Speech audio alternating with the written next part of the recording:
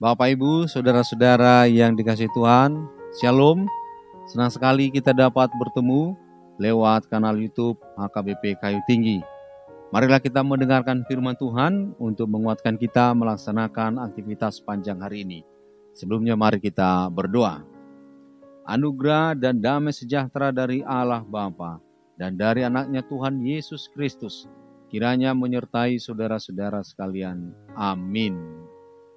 Firman Tuhan hari ini dari Yudas 1 ayat 21. Demikian firman Tuhan. Peliharalah dirimu sedemikian dalam kasih Allah, sambil menantikan rahmat Tuhan kita, Yesus Kristus, untuk hidup yang kekal. Demikian firman Tuhan. Topik renungan kita, jagalah dirimu dalam kasih Tuhan. Saudara-saudara yang dikasihi Tuhan Allah, ada orang akan memelihara apa yang telah diperolehnya dengan sungguh-sungguh, apalagi dia memperolehnya dengan usaha, tenaga, dan waktu yang luar biasa. Tapi sebaliknya, ada orang yang sembrono, tidak mau menjaga dan membiarkan begitu saja apa yang menjadi miliknya. Terlebih, orang bisa membangun, tapi untuk merawatnya tidak disiplin. Maka dalam waktu yang tidak lama, apa yang dibangunnya itu bisa cepat rusak maupun ambruk. Bisa bangunan, relasi, dan kepercayaan kepada orang lain. Oleh karena itu, memelihara ini sangat penting. Bahkan lebih penting lagi saat kita membangunnya. Saudara yang dikasihi Tuhan Allah, Yudas menasihati orang-orang percaya agar memelihara anugerah keselamatan yang telah diberikan Kristus dalam dirinya. Anugerah itu memang gratis, diberikan cuma-cuma oleh Tuhan Allah. Tapi sebenarnya itu anugerah yang mahal sekali, tidak terbeli oleh apapun. Bahkan dari diri kita tidak layak, tidak dapat untuk memperolehnya. Oleh karena itu Tuhan menganugerahkannya kepada kita. Selama di dunia ini, meski tiket menuju sorga itu sudah diberikan, tapi saudara-saudara, si jahat masih terus berusaha untuk merebut kita dari Tuhan Allah. Keselamatan itu hendak digantikannya dengan tawarannya agar kita menikmati dosa. Luar biasa caranya, dengan lembut, menggiurkan, dan memberikan kenikmatan-kenikmatan dari si jahat. Atau sebaliknya, dia mau menakut-nakuti, memojokkan sehingga kita takut dan mau meninggalkan Tuhan Allah. Tapi yang pasti saudara-saudara, hari ini kita harus menjaga dan memelihara anugerah itu. Peliharalah anugerah keselamatan itu. Bagaimana caranya? Dengan diri kita sendiri, kita tidak akan sanggup. Karena lebih ahli si iblis itu dari diri kita. Hanya bersama di dalam Tuhanlah kita bisa menang dan memeliharanya. Bagaimana caranya tadi? Pertama, tetaplah terhubung dengan Tuhan Allah. Sama seperti pesawat terbang, ketika dia terbang, dia harus terhubung dengan stasiun pesawat terbang. Jika pesawat tidak lagi terhubung, maka pesawat itu bisa dipastikan sedang dalam bahaya. Kita pun setiap hari dalam melakukan aktivitas, biarlah kita tetap terhubung dengan Tuhan Allah. Karena ketika kita tidak terhubung, maka bisa dipastikan hidup kita sedang berada dalam bahaya. Si iblis akan mengintai dan keselamatan itu bisa direbutnya kembali. Yang kedua, saudara-saudara, dalam rangka untuk memelihara keselamatan itu, arahkanlah hati, pikiran hanya kepada yang baik.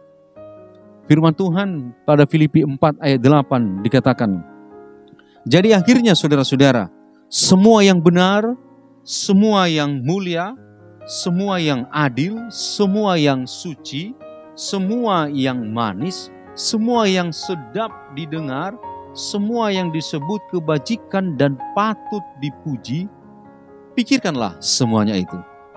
Artinya saudara-saudara, ketika kita memikirkan itu, maka kita akan terhindar dari hal-hal yang jahat. Dan ini akan membuat kita dapat menjaga keselamatan itu dalam diri kita. Tidak membuka pintu celah si jahat itu masuk melalui pikiran dan hati kita. Oleh karena itu saudara-saudara, dengan memikirkan, dengan terus beraktivitas di dalam Tuhan, melakukan perbuatan-perbuatan yang baik, maka itu akan menutup si jahat masuk ke dalam diri kita. Yang ketiga, memang dikatakan biaya perawatan itu tinggi dan butuh waktu, disiplin, butuh yang namanya pemikiran-pemikiran bagaimana supaya semakin lebih baik, semakin lebih baik. Sama halnya dengan sebuah bangunan. Untuk memperoleh bangunan yang lebih baik dan tetap awet, maka perawatan dan renovasi juga dibutuhkan. Untuk itu dana, tenaga, dan ide-ide untuk mengembangkan juga dibutuhkan. Sama halnya baju kita saat kita pakai, maka ini pun harus dirawat dengan mencucinya, menyetrikanya, dan menempatkan di tempat yang aman. Saudara-saudara, begitulah keselamatan itu. Begitu juga dalam rohani kita. Kristus itu sudah memberikan keselamatan, tapi kita harus memeliharanya. Sebagai orang-orang Kristen, kita harus pikul salib. Pikul salib ini adalah bagian daripada memelihara keselamatan itu. Orang yang mau pikul salib, maka dia akan tetap setia untuk ikut Tuhan sampai kepada tujuannya. Orang yang pikul salib tentu banyak melawan hal-hal yang dari dunia ini. Bahkan dunia ini akan membenci dia. Oleh karena itu, dia banyak mengorbankan pikiran, tenaga, waktu, bahkan perasaannya. Saudara yang terkasih, hari ini firman Tuhan menyapa kita. Jagalah keselamatan yang telah engkau terima. Jangan biarkan direbut si jahat itu. Tetaplah terhubung atau bahkan meleburlah di dalam Tuhan.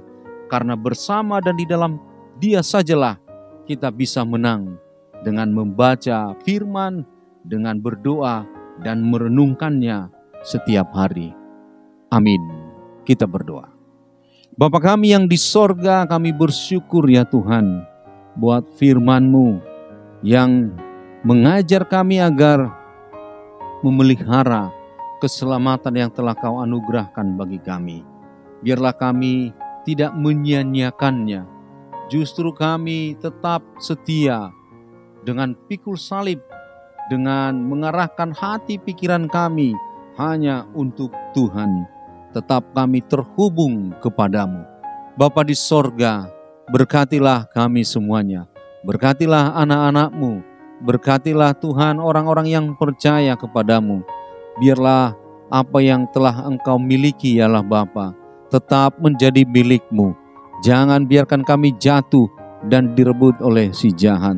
Bapa di sorga, bantu juga kami dalam kehidupan sehari-hari untuk tidak membuka celah, jalan dan pintu agar si jahat itu memasuki diri kami.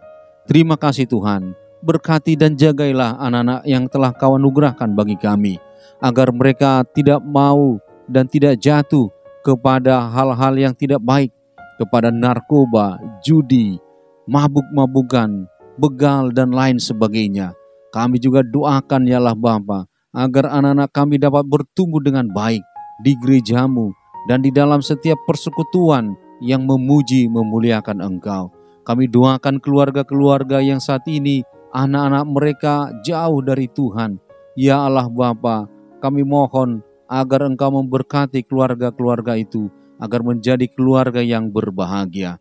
Terima kasih Tuhan, dengar dan sempurnakanlah doa kami ini. Dalam nama Yesus Kristus kami berdoa. Amin. Bapak Ibu saudara-saudara yang dikasihi Tuhan Allah, selamat beraktivitas, andalkan kuasa Tuhan. Shalom.